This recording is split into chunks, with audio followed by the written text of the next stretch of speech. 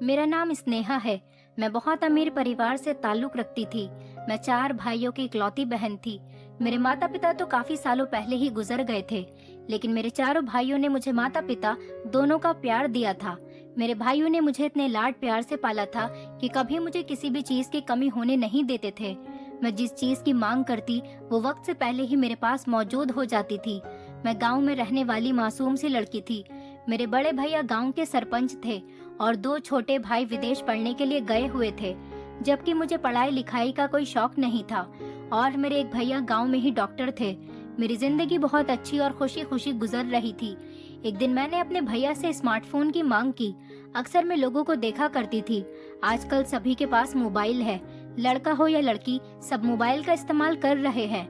लोगों को देखकर मुझे भी मोबाइल चलाने की इच्छा होती थी, इसीलिए मैंने अपने भैया से मोबाइल की डिमांड की। मेरे बड़े भैया ने फौरन ही मुझे नया स्मार्टफोन दिला दिया। नया मोबाइल देखकर मैं बहुत ज्यादा खुश हो गई थी। मैंने सोशल मीडिया पर भी अपना अकाउंट बना लिया था। मैं अपनी अच्छी अच्छी फोटो क्लिक किया करती थी। मैं बहुत ज्यादा खूबसूरत थी। जब मैंने सोशल मीडिया पर अपना फोटो अपलोड किया तो बहुत सारे कमेंट और लाइक्स आने लगे थे। लोग मुझे बहुत ज्यादा पसंद करने लगे थे। एक दिन सोशल मीडिया पर मेरी बात एक अभिषेक नाम के लड़के से हुई। वो लड़का बहुत ज्यादा समझदार था। उसने मुझे समझाया कि तुम अपने फोटो सोशल मीडिया पर अपलोड मत किया करो, लोग लड़कियों के फोटोज का गलत फायदा उठा लेते हैं। तभी मैंने अपने सारे फोटो सोशल मीडिया से डिलीट कर दिए। धीरे धीरे मेरी दोस्ती अभिषेक से बढ़ने लगी और हम दोनों की दोस्ती देखते ही देखते कब प्यार में बदल गई हमें पता ही नहीं चला।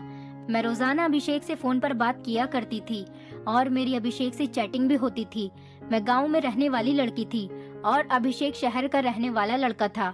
अभिषेक मुझे बहुत प्यार करने लगा था और मैं भी अभिषेक से बहुत प्यार करने लगी थी। हम दोनों एक दूसरे के प्यार में खोते चले जा रहे थे। एक दिन मुझे पता चला कि मेरे भैया ने गांव के ही वकील के साथ मेरा रिश्ता तय कर दिया है, लेकिन मैं तो अभिषेक से प्यार करती थी। फिर मैं किसी और से शादी कैसे कर सकती थी।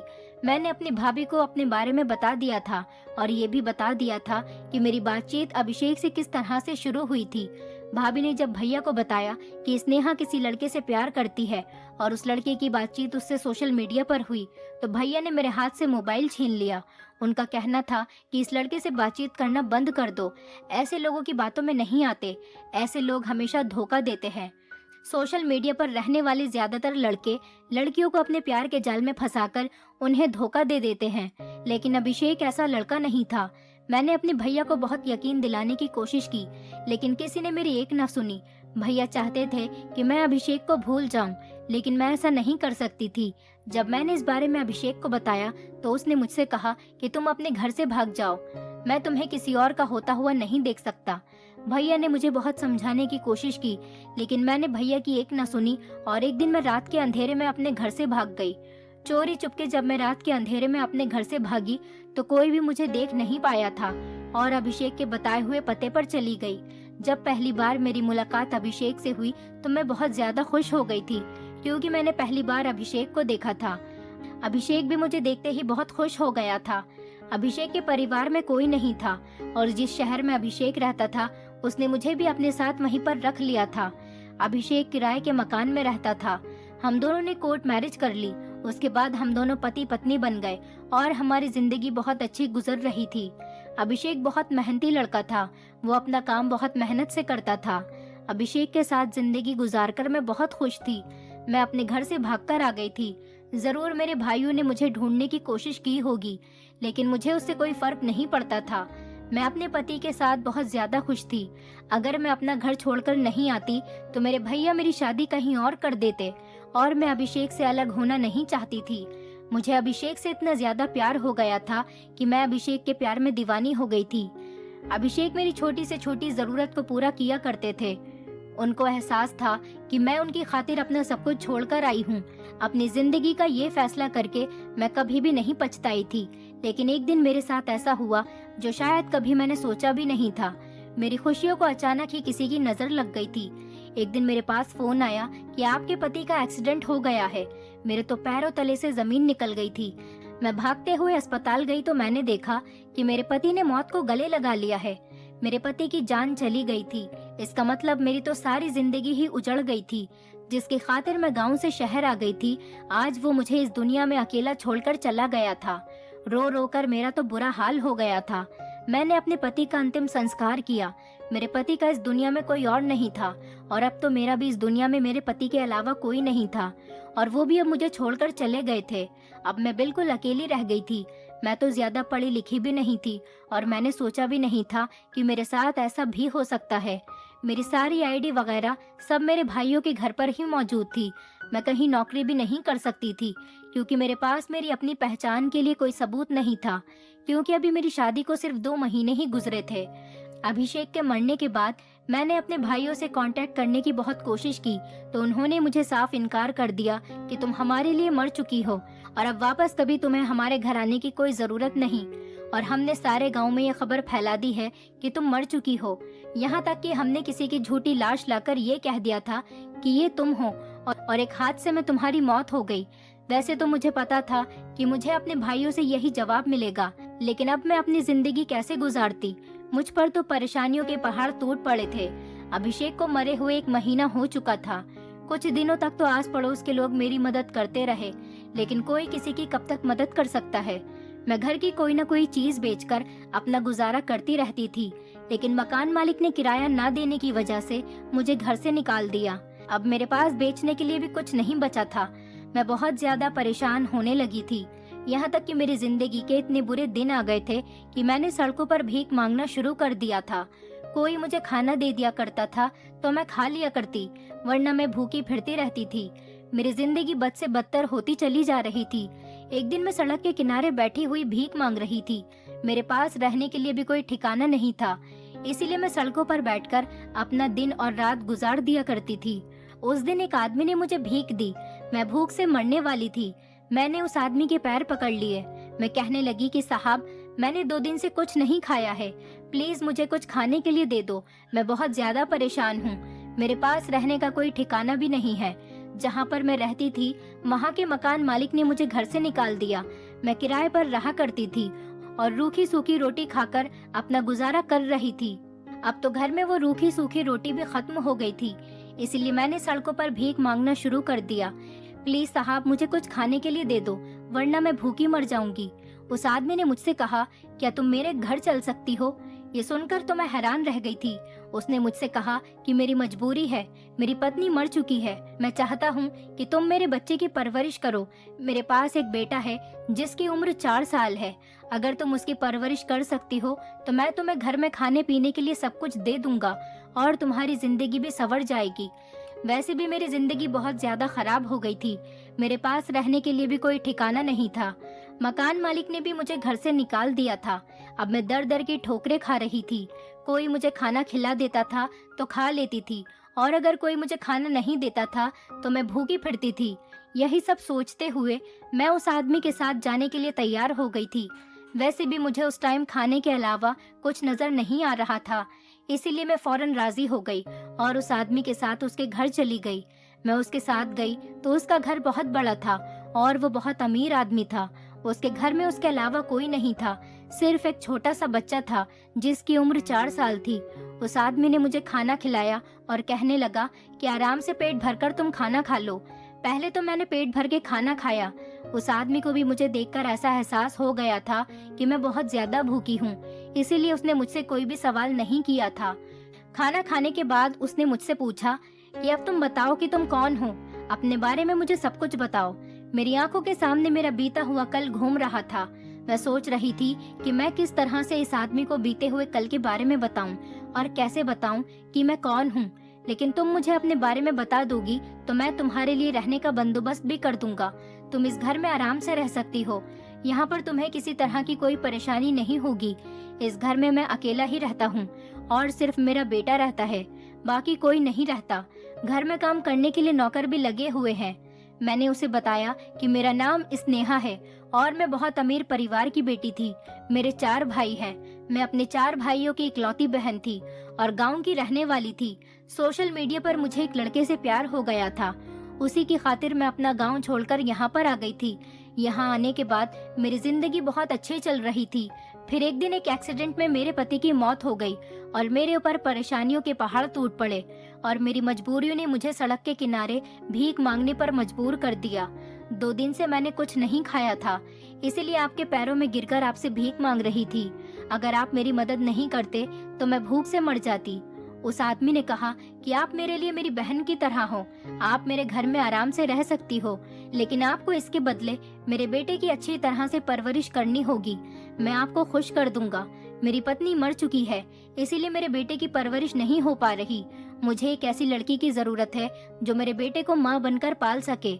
उन्होंने मुझे अपने बेटे से मिलवाया और कहने लगे, ये है मेरा बेटा और इसका नाम वंश है। इसके पैदा होने के बाद ही इसकी माँ इसको छोड़कर चली गई थी।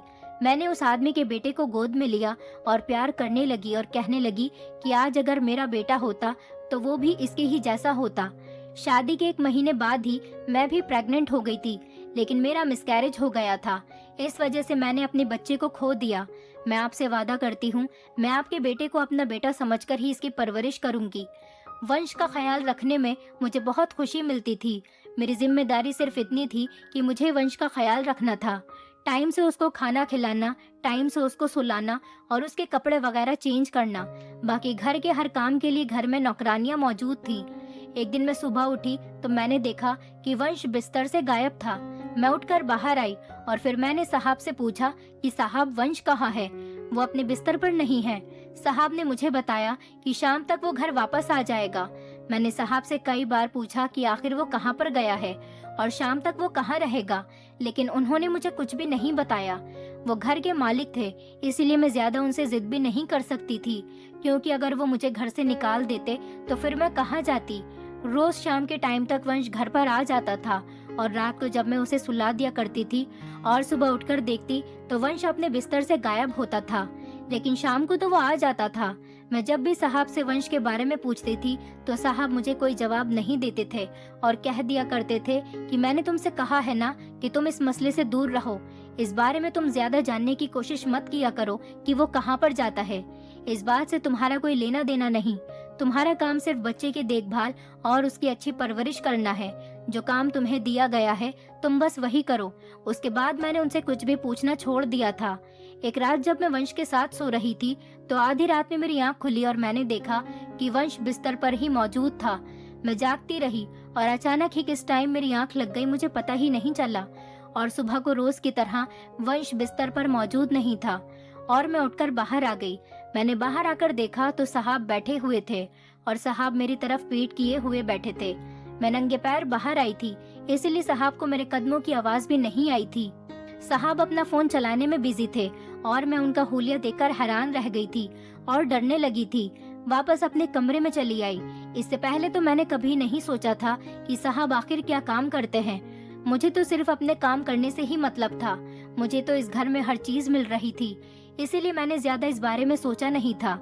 लेकिन एक दिन मैंने वहाँ पर काम करने वाली नौकरानियों से साहब के बारे में पूछना शुरू किया। उनसे पूछा कि आखिर साहब क्या काम करते हैं, तो वहाँ की एक नौकरानी ने मुझे बताया कि साहब पुलिस इंस्पेक्टर हैं। ये सुनकर मैं हैरान रह गई थी कि मैं एक पुलिस वाले के घर में रह रही हूँ। मैंने सोचा कि तभी उन्होंने मेरी मदद की होगी। मैं ऐसी हो गई जैसे मुझे साहब के काम के बारे में कुछ पता ही नहीं। ये बात मैंने साहब को जाहिर नहीं होने दी। अगर उन्हें पता चल जाता कि मैं उनके बारे में सब जान गई हूँ तो ना जाने वो मेरे साथ क्या करते। इसीलिए मैं खामोश हो गई थी। एक दिन मैंने साहब के टेबल पर एक फाइल रखी हुई देखी। उस फाइल को उठाकर मैं अंदर कमरे में रखने जा रही थी, तभी अचानक वो फाइल मेरे हाथ से गिर गई और उसमें से बहुत सारे पेपर्स भी निकल गए। मैंने उन पेपर्स को इकट्ठा किया, तभी मेरी नजर फाइल से गिरे हुए एक फोटो पर पड़ी। जब मैंने वो फोटो देखी तो फोटो देखते ही मेरे पैरों तले से जमीन निकल गई थी। वो फोटो किसी और की नहीं बल्कि मेरे पति की थी। ये देखकर मैं हैरान रह गई थी कि मेरे पति की तस्वीर आखिर यहाँ पर क्या कर रही है। मैंने सोचा कि अगर साहब को पता चल गया कि मैंने ये फोटो देख ली है या फिर ये पता चल गया कि इस फोटो में जो आदमी है मैं उसकी पत्नी हूँ तो वो मुझे नहीं छोड़ेंगे। उस टाइम डर की वजह से मैंने जल्दी जल्दी सारी चीजें एक साथ इकट्ठी की और उस फाइल को तैयार करके साहब के कमरे में रखकर वापस आ गई थी। लेकिन अब मुझे डर लगने लगा था और सबसे बड़ी फिक्र की बात तो ये थी कि मुझे अपनी जान का खतरा हो गया था और इसके बावजूद भी मैं यहाँ से नहीं जा सकती थी, क्योंकि इस घर के अलावा मेरा कोई और ठिकाना नहीं था और मुझे उस बच्चे से प्यार हो गया था। ऐसा लगता था जैसे ये बच्चा मेरा ही है।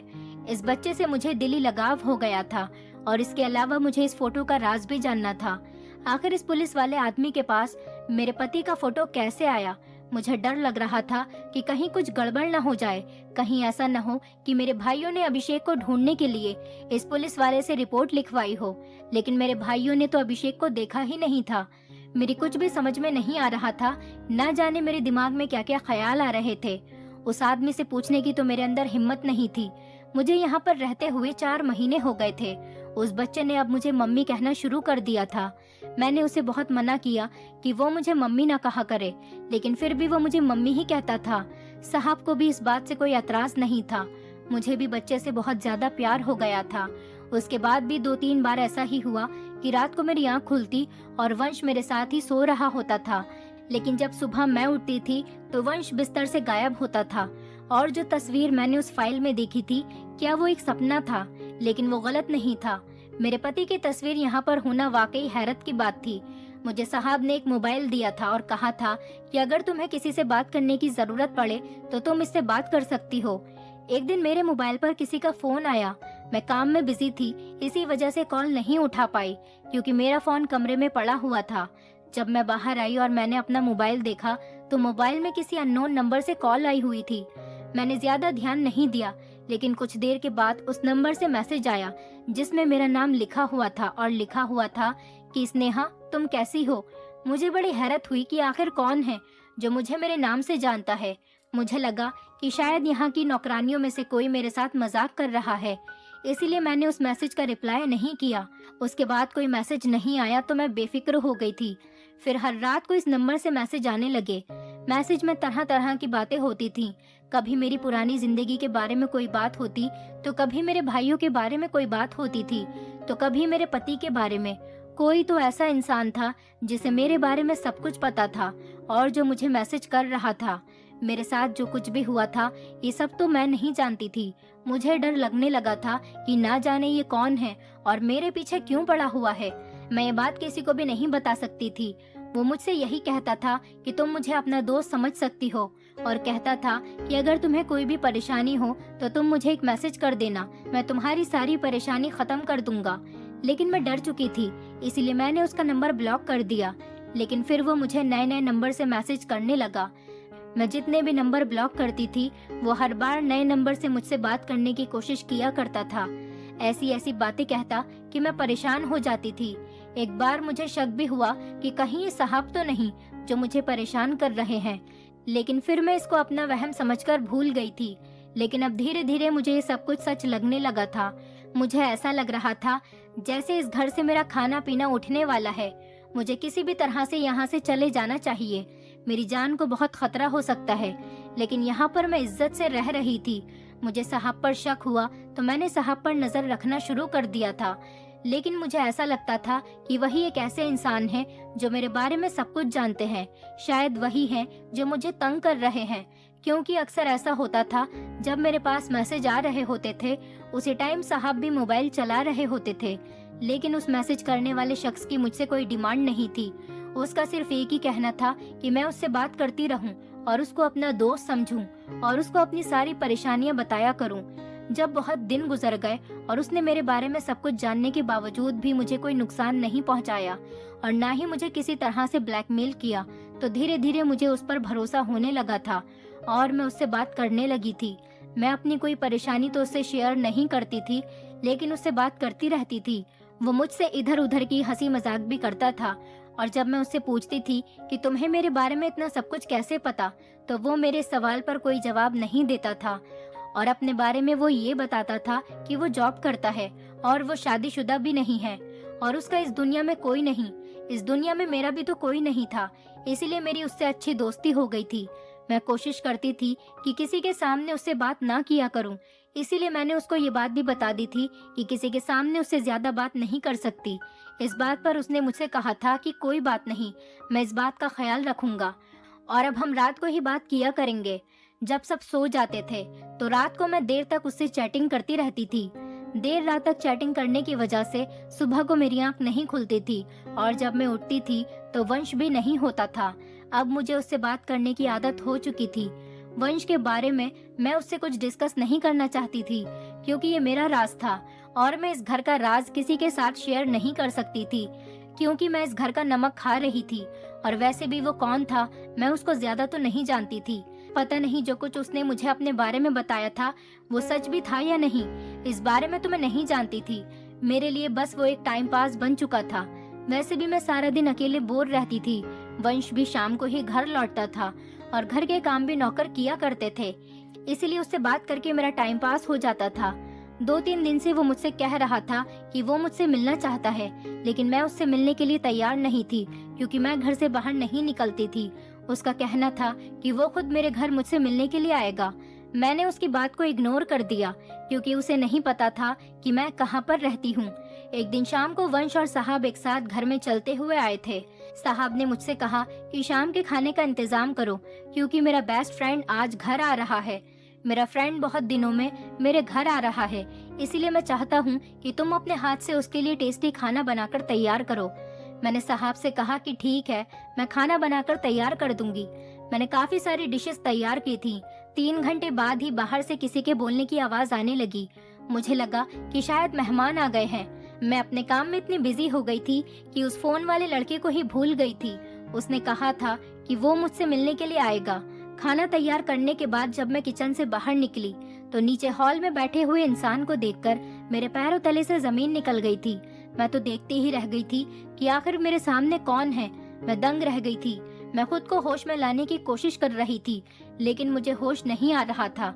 कुछ देर के बाद मैं बेहोश हो गई और जब मुझे होश आया तो मैं अपने कमरे में बिस्तर पर लेटी हुई थी। साहब और वो इंसान मेरे बिस्तर के पास खड़ा हुआ था। वो इंसान कोई और नहीं बल्कि मेरा पति अभिषेक था, जिसका क्रियाक्रम होते हुए मैंने अपनी आंखों से देखा था। मैं तो दंग होकर अभिषेक की तरफ देख रही थी। मुझे यकीन नहीं आ रहा था कि वो जिंदा और सही सलामत मेरे सामने खड़े हुए हैं। अभिषेक भी मेरी तरफ गौर से देख रहे थे और उनकी आंखों में मुझे आंसू नजर आ रहे थे। अभिषेक ने मुझसे कहा, स्नेहा, यकीन कर लो, मैं ही हूँ तुम्हारा अभिषेक, जो तुमसे बहुत प्यार करता है। देखो मैं जिंदा हूँ। और ये कहते हुए वो मेरे पास बेड पर बैठ गए। मेरी आंखों में भी आंसू आ गए थे और मैं उनको छूकर देख रही थी। मुझे यकीन हो गया था कि वो सच में ही जिंदा हैं और मेरे सामने बैठे हैं। मैं उनके गले से लगकर खूब रोने लगी। वो भी मुझसे लिपटकर खूब रो रहे थे। उनके जाने के बाद मेरे साथ जो कुछ भी हुआ था वो सब याद करके मुझे बहुत ज्यादा तकलीफ हो रही थी। मेरे साथ जो भी हुआ था वो सब कुछ मुझे याद आने लगा था। मैंने अभिषेक से पूछा, अगर आप जिंदा थे तो वो कौन था जिसका क्रियाक्रम मेरी आंखों के सामने हुआ था और जिसकी लाश हॉस्पिटल में मैंने खुद देखी थी। और मैंने अभिषेक से कहा कि अगर आपको मालूम था कि आपका मेरे सिवा इस दुनिया में कोई नहीं तो आप इतने महीनों तक मुझसे दूर क्यों रहे। मैं रोए चली जा रही थी और कहे जा रही थी। अभिषेक ने मुझसे कहा, क्योंकि मेरे पास बहुत सारे ऐसे राज हैं जिसको सुनकर तुम चौंक जाओगी। आज मैं तुम्हें एक एक करके सारे राज बताना चाहता हूँ। सबसे पहले तो तुम जिस रॉन्ग नंबर वाले लड़के से बात करती हो वो कोई और नहीं बल्कि मैं ही हूँ। मैंने तुमसे कहा था कि मैं तुमसे मिलना चाहता हूँ और मैं तुम्हारे घर आकर ही तुमसे मिलूंगा। देखो मैं यहाँ पर आ गया। मैंने तुम्हें कहीं बाहर तो नहीं बुलाया ना। फिर मैंने सोचा कि जो बातें वो लड़का मुझसे किया करता था और उसको मेरे बारे में जितनी भी बातें पता थी, ये सब बातें तो मेरे पति और मेरे अलावा कोई नहीं जानता था। लेकिन मेरा इस बात पर ध्यान बिल्कुल भी नहीं गया कि अभिषेक जिंदा भी हो सकते हैं। मैंने अभिषेक से कहा कि अगर आप जिंदा थे तो आप इतने टाइम से कहाँ पर थे, मुझे आपके बारे में सब कुछ जानना है। अभिषेक ने मुझसे कहा कि मैं तुम्हें अपने बारे में सब कुछ बता दूंगा। जब तुम अपना घर छोड़ने के बाद यहाँ पर आ गई थी और हमने शादी कर ली थी तो कुछ दिनों बाद तुम्हारे भाइयों ने भी यहाँ आकर हमारे बारे में सारी इन्फॉर्मेशन निकाल ली थी। उन्होंने अपने गांव में तो सबको ये बता दिया था कि तुम मर चुकी हो एक एक्सीडेंट में और मौके पर ही तुम्हारी मौत हो गई थी। यहाँ तक कि उन्होंने एक कुचली हुई लाश को लोगों के सामने साबित करके ये जाहिर कर दिया था कि वाकई तुम मर चुकी हो, क्योंकि अगर गांव वालों को ये पता चल जाता कि सरपंच की बहन घर से भाग गई तो तुम्हारे भाइयों की बहुत ज्यादा बदनामी होती। बदनामी की डर की वजह से तुम्हारे भाइयों ने गांव में झूठ बोल दिया था और तुम्हें मरा हुआ साबित कर दिया था। लेकिन वो लोग मेरे दुश्मन हो गए थे जिसने उनकी बहन से शादी कर ली थी। इस टाइम मुझे पता चला कि तुम माँ बनने वाली हो। मैं तुम्हें बहाने से डॉक्टर के पास लेकर गया और डॉक्टर से तुम्हें मिसकैरेज की दवाई खिला दी, क्योंकि मेरी जान मुसीबत में आ गई थी। मैं नहीं चाहता था कि तुम छोटे बच्चे के साथ दर दर की ठोकरें खाते फिरो, क्योंकि मैं तुम्हें छोड़कर जाने वाला था। मुझे पता चल गया था कि तुम्हारे भाई मुझे जगह जगह ढूंढ रहे हैं। तुम्हारे भाइयों ने मुझे बार बार नौकरियों से निकलवाना शुरू कर दिया और मैं जगह जगह तुम्हारे भाइयों की वजह से एक दिन तुम्हारे भाइयों को मेरे मोबाइल नंबर के बारे में पता चल गया और उन्होंने मुझे फ़ोन किया। फ़ोन करके उन्होंने मुझे मारने की धमकी दी और कहने लगे कि मेरे साथ साथ वो तुम्हारी भी जान ले लेंगे।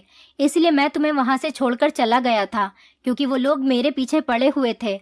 मैं नहीं चाहता था कि मेरी जान के साथ साथ तुम्हारी जान को भी खतरा हो। अगर वो लोग मुझे ढूंढ लेते तो वो मुझे मार देते, लेकिन अगर मेरे साथ वो तुम्हें भी ढूंढते तो तुम भी मारी जाती। मैं नहीं चाहता था कि वो लोग तुम्हें मार दें। एक दिन मैं रास्ते से जा रहा था, तभी अचानक एक कार ने मुझे मारने की कोशिश की, लेकिन मेरी किस्मत अच्छी थी कि मैं उस एक्सीडेंट में बच गया। मेरी कार के सामने आने से पहले ही कोई दूसरा आदमी उस कार के सामने आ गया और तुम्हारे भाई की कार से उस आदमी का एक्सीडेंट हो गया और उसकी जान चली गई। तभी मौके पर मैं वहां से भाग निकला। तुम्हारे भैया जानबूझकर मुझे मारना चाहते थे। उसके बाद भी तुम्हारे भैया का मेरे पास फोन आया और कहने लगे कि अगर तुम बच गए हो तो ये मत सोचना कि तुम हर बार बच जाओगे। जब तक हम तुम्हें मार नहीं देते हम सुकून से नहीं बैठेंगे। तुम्हारे परिवार वाले मेरी जान के दुश्मन बन गए थे। मेरे साथ पहले जो कुछ भी हुआ था, मुझे नौकरी से निकलवाया गया था और भी बहुत कुछ मेरे साथ हुआ। तब तक तो मुझे नहीं पता था कि ये तुम्हारे भाई हैं, लेकिन जब मेरे पास धमकी भरे फोन आने लगे और कहा गया कि हम तुम्हारी जान लेना चाहते हैं, तब मैं समझ गया था कि ये तुम्हारे भैया ही हैं जो मेरे साथ ये सब कुछ कर रहे थे। जिसके घर में तुम रह रही हो, ये मेरा दोस्त है, ये मेरा बचपन का फ्रेंड है और ये पुलिस ऑफिसर है। मैंने इससे मदद मांगी और ये मेरी मदद करने के लिए तैयार हो गया। 1 महीने तक तो मैं अपनी जान छुड़ाने के लिए कहीं ना कहीं भागता रहा, लेकिन फिर मुझे तुम्हारी फिक्र लगी हुई थी। मुझे पता था कि मेरा दोस्त अपने घर में अकेला रहता है, इसीलिए मैंने इससे कहा कि तुम किसी भी तरह से मेरी पत्नी को अपने घर ले जाओ और उसको अपने घर में जगह दे दो ताकि वो परेशान न हो। मेरा यह दोस्त अगर तुमसे कहता कि तुम मेरे घर चलो तो तुम उसके घर जाने के लिए इतनी आसानी से नहीं मानती। इसलिए इसने सोचा कि ये अपने बेटे वंश की परवरिश करने के लिए कहेगा तो तुम मान जाओगी और परेशानी की खातिर आसानी से तो उसके घर पर जाकर रह लोगी। यहाँ पर तुम बिल्कुल सेफ थी और अब मेरी परेशानी खत्म हो गई थी। मेरे दोस्त ने तुम्हारे भाइयों को गिरफ्तार कर लिया जिन्होंने मुझ पर जानलेवा हमला किया और मुझे जान से मारने की धमकी दी थी। जब तक मैंने तुम्हारे भाइयों को पुलिस के हवाले नहीं करवा दिया, तब तक मैं तुम्हारा सामना नहीं कर सकता था। काफी दिनों तक मेरे दोस्त ने मुझे जेल के ही एक कमरे में बंद कर दिया था, क्योंकि अगर मैं बाहर निकलता तो तुम्हारे भाई किसी न किसी तरह से मेरा पता निकाल ही लेते और मुझे जान से मार देते। मेरे दोस्त ने जेल में मेरा बहुत ख्याल रखा और जब तक मेरे दोस्त ने तुम्हारे भाइयों को नहीं ढूंढ निकाला, तब तक उसने मुझे भी जेल से बाहर नहीं किया, क्योंकि मेरे लिए जेल ही ऐसी सेफ जगह थी जहां पर मैं बिल्कुल महफूज था। अब तुम्हारे भाइयों को जेल हो गई है और मैं तुम्हारे सामने आ गया हूँ। ये सब कुछ तुम्हारे भाइयों ने इसीलिए किया था ताकि तुमने जो कदम उठाया था, लेकिन मेरी किस्मत अच्छी थी कि मेरे दोस्त ने मुझे अपने ही पुलिस स्टेशन में जगह दे दी। मैंने अभिषेक से कहा कि एक सवाल मेरे दिमाग में अभी भी घूम रहा है, आखिर वंश सुबह होते ही कहाँ चला जाता था। तभी साहब कहने लगे, मुझे माफ कर देना भाभी, वो मेरा बेटा है, मैं उसी की वजह से आपको यहाँ लेकर आया था। मेरी पत्नी नहीं है और मेरे बेटे को माँ की जरूरत थी। मेरी पत्नी आपके आने से 1 हफ्ता पहले ही मर गई थी। उसकी बहुत ज्यादा तबीयत खराब थी और 1 हफ्ते से उसने रो रो कर बुरा हाल कर दिया था, क्योंकि वो अपनी माँ के साथ ही सोता था। मैं जब आपको यहाँ पर लेकर आया था, मैंने सोचा कि पता नहीं मेरा बेटा आपको अपनी माँ समझेगा या नहीं। आप अगर उसे प्यार से सुलाओगी तो वो सोएगा भी या नहीं, लेकिन पहले ही दिन मेरा बेटा आपको अपनी माँ समझकर सो गया था। सुबह को मेरा बेटा बोर्डिंग स्कूल में चला जाता है और शाम को वापस लौटता है। मेरी पत्नी की तबीयत खराब रहती थी, इसी वजह से मैंने उसका ध्यान बटाने के लिए उसको बोर्डिंग स्कूल में डाल दिया था और मैं उसको रात को घर पर लेकर आ जाता था। सुबह होते ही मैं उसे स्कूल भेज दिया करता था, लेकिन आपने मेरे वंश का बहुत ख्याल रखा, मैं आपका एहसानमंद हूँ। अभिषेक अपने दोस्त से कहने लगे, तुमने भी तो हमारा बहुत साथ दिया, तुम्हारी वजह से ही आज हम पति पत्नी एक दूसरे से मिल पाए हैं। अब हम दोनों अपनी जिंदगी में बहुत खुश हैं। मेरे पति की नौकरी लग गई है और हम साहब के घर में ही रहते हैं। साहब का कहना था कि मैं उनकी बेटी की परवरिश ऐसे ही करूं जैसे मैं करती थी, क्योंकि वंश मुझसे बहुत ज़्यादा अटैच हो गया था और मैंने हमेशा वंश को माँ की तरह ही प्यार दिया था, इसीलिए हम उन्हीं के घर में रहते थे। मैं अभिषेक का साथ दोबारा से पाकर बहुत ज़्यादा खुश हो गई थी। मेरी ज़िंदगी से सारी परेशानियां ख़त्म हो गई थी, लेकिन मेरे भाइयों ने जो किया था वो माफ़ करने लायक नहीं था। उनकी वजह से मुझे बहुत ज़्यादा परेशानी उठानी पड़ी थी। आज मेरे भाई जेल में हैं और अब उनकी सज़ा भी पूरी हो गई है। एक दिन मैं उनसे जेल में मिलने के लिए गई थी। भैया ने मुझसे माफ़ी मांगी और अभिषेक से भी माफ़ी मांगने लगे। हमने उनको माफ़ कर दिया था। मैंने भैया से कहा, भैया मैं आपको एक शर्त पर माफ़ करूंगी, अब आप हमें जीने दो। हम अपनी ज़िंदगी में बहुत खुश हैं, कभी आप हमारी ज़िंदगी में इंटरफेयर नहीं करेंगे। भैया ने भी कहा कि बस मैं तो अपनी बहन को खुश देखना चाहता था। अभिषेक के साथ अगर तुम खुश हो तो मेरे लिए यही बहुत है। मेरी ज़िंदगी में अब सब कुछ ठीक हो गया है और मैं अपनी ज़िंदगी खुशी खुशी गुजार रही हूँ। दोस्तों, उम्मीद करती हूँ आपको हमारी कहानी पसंद आई होगी। कहानी पसंद आई है तो वीडियो को लाइक करें, चैनल पर नए हैं तो चैनल को सब्सक्राइब करें और हाँ, नोटिफिकेशन बेल को ज़रूर दबाएं ताकि अगली अपडेट सबसे पहले आपको मिले।